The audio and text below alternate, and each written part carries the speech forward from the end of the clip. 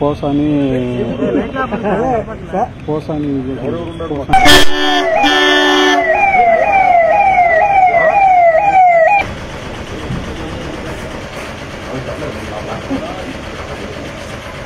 పోసాని గారు పెట్టుకున్నారు sir sir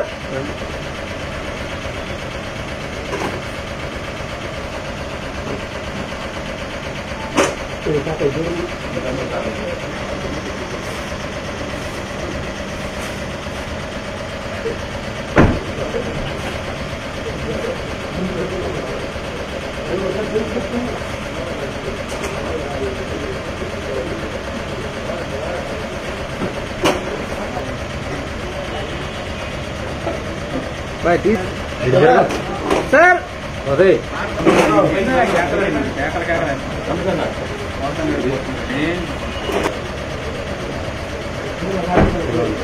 Posani గారు ఏ టోపీ వాళ్ళు కావాలనే వస్తారు.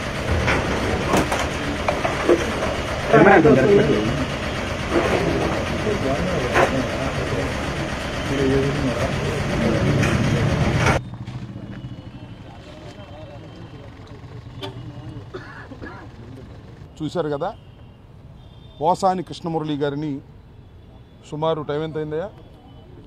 8:42 కంటే సుమారుగా 9 గంటలకి నర్సరావుపేట నుంచి గుంటూరు సబ్ జైలుకి తీసుకొచ్చారు.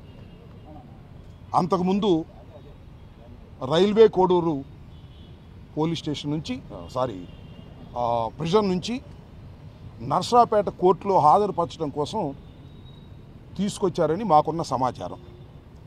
నవంబర్ మాసంలో తెలుగుదేశం పార్టీకి చెందినటువంటి నాయకులు కొంతమంది పోసాని కృష్ణమురళి గారు తెలుగుదేశం పార్టీ పట్ల అనుచిత వ్యాఖ్యలు చేశారని ఒక కంప్లైంట్ ఇస్తే ఆ కంప్లైంట్ రిజిస్టర్ చేశారు.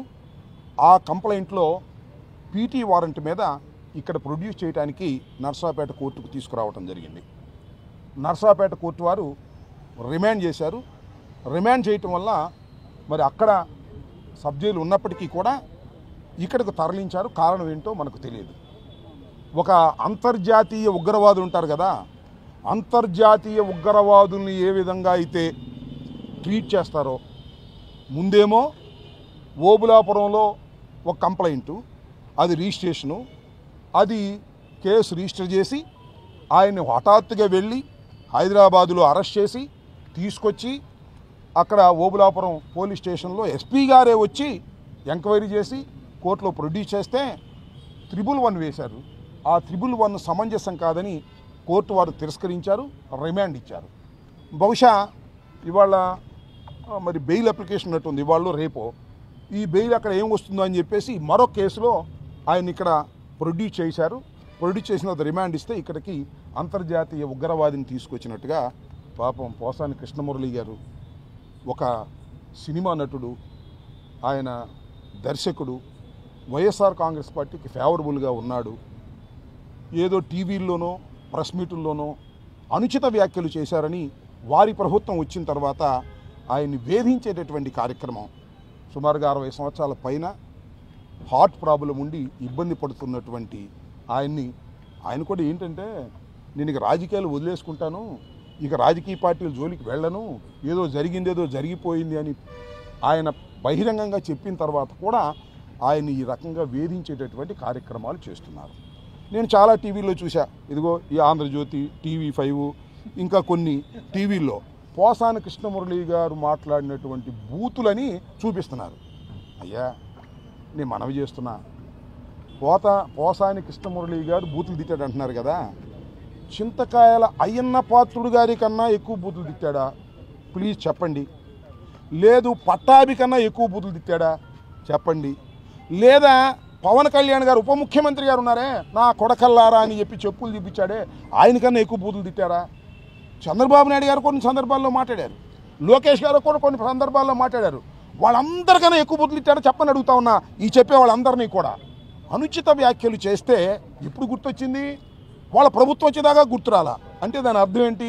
ఇవాళ ఎవరైనా అనుచిత వ్యాఖ్యలు చేస్తే మళ్ళా మా ప్రభుత్వం వస్తే తీసుకెళ్ళి లోపల ఏమైనా సందేశం ఇస్తుంది? మీరు చాలా దుర్మార్గమైనటువంటి రాజకీయాలు చేస్తున్నారు, చీకటి రాజకీయాలు చేస్తున్నారు. రాత్రిపూట అరెస్ట్ చేస్తారు, రాత్రిపూట కోర్టులో ప్రొడ్యూస్ చేస్తారు, కోర్టులో రాత్రిపూట ప్రొడ్యూస్ చేస్తారు, మళ్ళీ సబ్ జైలుకి రాత్రిపూట తీసుకెళ్తారు. అంత చీకటిగా పగలెవరు చూడకోకుండా ఉండే విధంగా ఈ రకంగా కుట్రపూరితంగా పాపం వ్యవహరిస్తున్నారు. దురదృష్టవశాత్తు పోసాని కృష్ణమురళి గారిని పాపం ఆయన ఇక రాజకీయాల నుంచి తప్పుకొని భయపడిపోయి విలవిల్లాడిపోతున్న దశలో నువ్వు భయపడినా సరే మేము వదిలిపెట్టాం, నీ చొక్కా బట్టుకు తీసుకొస్తాం అని ఇలాంటి కార్యక్రమాలు చేస్తున్నారు. మీ అందరికీ తెలుసు, పిల్లిని గదిలో పెట్టి కొడితే ఏమైంది? తిరగబడక తప్పదు కదా. పోసాని మురళి గారి పరిస్థితి కూడా అదే అవుతుంది. ఇవాళ పోసాని మురళి గారికి మేము అండదండలుగా ఉన్నాం. వైఎస్ఆర్ కాంగ్రెస్ పార్టీ బేషరతుగా మనం చేస్తున్నాం. పోసాని కృష్ణమురళి గారు ఏదో అనుచిత వ్యాఖ్యలు చేశారనేటువంటి మాటలు మాట్లాడుతూ ఉన్నారు. తెలుగుదేశం పార్టీ నాయకుల కన్నా తక్కువ అనుచిత వ్యాఖ్యలు చేశాడని మాత్రం మనం చేస్తున్నాం. వారికి మాత్రం శిక్ష లేదు. శిక్ష లేకపోతే లేకపోయింది. ఆ చింతకాయల అయ్యన్న పాత్రుడు గారు ముఖ్యమంత్రిగా ఉన్న జగన్మోహన్ రెడ్డి గారిని ఏం మాట్లాడారో ఒకసారి చూపించమని అడుగుతా ఉన్నా. ఆయన ఏంటి ఇవాళ స్పీకర్ గారు, అలాగే త్రిపుల్ గారు ఉన్నాడు, ఆయన అసలు ఒక ఛానలే పెట్టి జగన్మోహన్ రెడ్డి గారిని ముఖ్యమంత్రిగా ఉన్నప్పుడు తిట్టకుండా తిట్టాడు. ఆయనకి ఉప ముఖ్యమంత్రిగా డిప్యూటీ స్పీకర్. మళ్ళా ఈయనున్నాడు ఎవరు, కింజారపు అచ్చెన్నాయుడు గారు, ఆయన పోలీసులు ఏం మాట్లాడారో మీరు చూశారు. ఆయనకేమో వ్యవసాయ శాఖ మంత్రి, పట్టాభికేమో అదేదో కార్పొరేషను. ఉప ముఖ్యమంత్రిగా ఉన్నటువంటి పవన్ కళ్యాణ్ గారు చెప్పులు చూపిస్తూ ముఖ్యమంత్రి గారిని ఎమ్మెల్యేలని ఇష్టం వచ్చినట్టు తిడితే ఆయనకు ఉప ముఖ్యమంత్రి. ఇలా మీరు మమ్మల్ని బాగా అనుచిత వ్యాఖ్యలు చేసిన వారిని, బహిరంగ తిట్టిన వారిని మీరేమో పదవులు ఇచ్చి గౌరవిస్తారు. మా పోసాని కృష్ణమురళి లాంటి ఒక వ్యక్తి ఏదో అనుచిత వ్యాఖ్యలు చేశాడని ఆయన ఈ జైలు నుంచి ఆ జైలుకి, ఆ జైలు నుంచి ఈ జైలుకి, ఈ జైలు నుంచి ఆ జైలుకి తిప్పుతానే ఉంటారు. రేపు కూడా మళ్ళీ తిప్పుతారు ఇంకో చోటకి. ఈ విధంగా హెరాస్ చేస్తున్నారు. మీరు చేసిన పాపాలు పండుతాయి. ఇవాళ పండకపోవచ్చు, జమిలీ వస్తే ఈ లోపల పండుతాయి. జమిలీ రాకపోతే 3.5 సంవత్సరాల తర్వాత మీకు పండుతాయి. దీనికి తప్పనిసరిగా ముఖ్యంగా ఇదన్నిటికీ చిత్రీకరిస్తున్నటువంటి ఎర్రబుక్కు రాసి ఎప్పుడు ఎవరిని ఎక్కడ అరెస్ట్ చేయాలో, ఏ జైలుకు పంపాలో అంతా స్క్రిప్ట్ ఇస్తున్నటువంటి లోకేష్ గారికి సరైన సమయంలో ప్రజలు బుద్ధి చెబుతారని ఈ సందర్భంగా నేను మనవి చేస్తున్నాను. ఖచ్చితంగా పోసాని కృష్ణమురళి గారిని ఎన్ని ఇబ్బందులు పెట్టినా వారికి లీగల్ ఎయిడ్ ఇవ్వడానికి వైఎస్ఆర్ కాంగ్రెస్ పార్టీ, జగన్మోహన్ రెడ్డి గారి ఆదేశాల మేరకు వైఎస్ఆర్ కాంగ్రెస్ పార్టీ నిరంతరం ఆయనకి షాడోగా ఉండి జైల్లో ఉన్నా, కోర్టులో ఉన్నా, ఎక్కడున్నా కూడా లీగల్గా మేము వారికి అన్ని విధాల సహాయం చేస్తామని మీ ద్వారా చెప్పదలుచుకున్నాను. వారి కుటుంబం ఆందోళన పడవలసిన అవసరం లేదని కూడా మేము చెప్పదలుచుకున్నాం. సరే, ఒకటి ఇంకా నేనేం అనుకోవట్లా. ఆయన అడిగిన ప్రశ్న ఏంటి, ఒకే అంశం మీద కేసుల మీద కేసు మీద పెడతాం. ఒకదాంతో పోదు. ఒకసారి అరెస్ట్ చేస్తే దానిలో బెయిల్ తీసుకుంటారని ఇంకో చోట ఒక కేసు, సేమ్ అంశం మీద. రెండోది ఏమీ లేదు, ఇదే అంశం మీద ఇంకో చోట కేసు. అయ్యా పుల్లయ్యారా, తెలుగుదేశం పుల్లయ్యారా, ఒక కంప్లైంట్ పోసాని కృష్ణమురళి గారి మీద ఒక కంప్లైంట్ ఇచ్చేస్తారు. అదేమో ఎస్ఐ రిజిస్టర్ చేసేస్తారు. లోకేష్ గారు చెప్తుంది ఎమ్మడే పోలీసులు వెళ్ళి పట్టరండి, లేడండి ఆ జైల్లో అయితే ఇక్కడ ప్రొడ్యూస్ చేయండి. తిప్పి హెరాస్మెంట్ చేసి భయపెట్టాలనేటువంటి ప్రయత్నం చేస్తున్నారు. ఒకే అంశం మీద అనేక కేసులు పెడుతున్నారు. ఆర్గనైజ్డ్ క్రైమ్ అని చెప్పి BSN 111ని పెడుతున్నారు.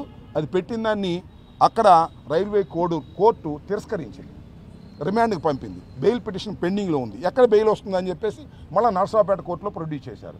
నర్సాపేట కోర్టు నుంచి రిమాండ్కి వచ్చారు. ఎన్నాళ్ళు పెడతారు? నెల, 2 నెలలు అంతేగా. జీవితాంతం జైల్లో పెట్టలేరుగా. భారతదేశంలో చట్టాలు ఉన్నాయి కదా, న్యాయస్థానాలు ఉన్నాయి కదా. కాబట్టి కలకాలం మీరే అధికారంలో ఉంటామనో, కలకాలం పోసాని కృష్ణమురళినో లేకపోతే వంశీనో జైల్లో పెడతామని కలలు కనమాకండి. మంచి రోజులు మాకు వస్తాయి, ప్రజలు మాకు మంచి రోజులు ఇస్తారు, గుర్తుపెట్టుకోమని కూడా మనవి చేస్తున్నా. ఏదైనా ఎవరినైనా ఏదైనా కొద్దిగా డోస్ ఇవ్వాలంటే స్థాయికి తగ్గట్టుగా ఇవ్వాలి. తప్పు చేసిన దానికి ఎంతో అంతే ఇవ్వాలి. ఇంత హెరాస్మెంట్ అండి. అంతర్జాతీయ ఉగ్రవాది ఏమన్నాను, అంతర్జాతీయ ఉగ్రవాదిని పట్టుకొచ్చినట్టుగా పట్టుకొస్తున్నారు పోలీసులు. గేట్లు వేసారు, మమ్మల్ని చూడటానికి కూడా వీలేదని. సరే, ఓకే, చూద్దాం, విల్ సీ. టుమారో మేము అవసరమైతే అఫీషియల్గా వెళ్ళి వారిని పలకరిస్తాం. పర్మిషన్ తీసుకుని వారితో మాట్లాడతాం, వారికి ధైర్యాన్ని చేకూర్చే విధంగా మనం ప్రయత్నం చేస్తామని కూడా ఈ సందర్భంగా చెప్పదలుచుకున్నాను. జైలు నిబంధనల ప్రకారం 7 గంటల వరకే నిందితుడిని జైలుకి పంపారు. అది అతిక్రమించినట్టు అవుతుందా లేదా? అదేదో మరి నాకు తెలియదు. I will enquiry that. ఎందుకంటే కోర్టు వారు అక్కడ రిమాండ్ ఇచ్చిన తర్వాత ఏ టైంలో తీసుకురావచ్చు అనుకుంటాను నేను, అనుకుని ప్రొడ్యూస్ చేస్తారు. అదేం పెద్ద ఇష్యూ కాదు. అక్కడ నుంచి నర్సాపేట నుంచి కారులో తీసుకొచ్చారు, ప్రొడ్యూస్ చేశారు, ఇక్కడ జైల్లోకి ఇచ్చారు. అక్కడ ఫార్మాలిటీస్ పూర్తి చేసుకుని మళ్ళీ ఆయనకి సెల్ ఇస్తారు, ఆయన అక్కడ నిర్బంధిస్తారు. హోంమంత్రి గారు అంటారు రెడ్ బుక్ రాజ్యాంగం అమలు చేస్తే మరి మనం రోడ్డు మీద కూడా ఉండమంటున్నారు. విన్నాలే రెడ్ బుక్. అసలు హోంమంత్రి గారు ఎవరండి బాబు? ఇలాగ మైక్ ముందు హోంమంత్రి కదా, ఆమె దగ్గర ఏముంది అసలు? పవర్ అంతా మన లోకేష్ గారి దగ్గర ఉంది. ఆయన కదా అంతా చూసేది. హోంమంత్రి గారు ఊరికే puppet in hands of Lokesh గారు ఏం చెప్తే అది ఏదో మైక్ ముందు మాట్లాడుతాం. ఆమె గురించి పెద్ద సీరియస్గా పట్టించుకోమాకండి. హోంమంత్రిగా ఊరినే డిజిగ్నేటెడ్ తప్ప నో పవర్స్ ఎట్ ఆల్. డిఎస్పీని ట్రాన్స్ఫర్ చేయలేదు ఆమె. అది పరిస్థితి. ఆమె ఏదో మైక్ ముందు మాట్లాడుతూ ఉంటుంది, కాస్త ఎక్సెస్గా మాట్లాడుతూ ఉంటుంది. మాట్లాడి మంచిదే. ఇంకా ఏమో నాకేం తెలుసు, మీరు రేపు పూజలు కనుక్కోవాలి. ఆరోగ్యం బాగుంది లేదు, నేను పలకరించాం కదా, మేము ఆయనకు అండగా ఉంటామని కూడా చెప్పాం. ఆయనకు హార్ట్ ప్రాబ్లం ఉంది, మనం కూడా చూసాం. సరే, ఐ డోంట్ నో దట్. తెలియదని నేనేం చెప్పగలుగుతాను. Okay right. ఇప్పుడే ఏమయ్యా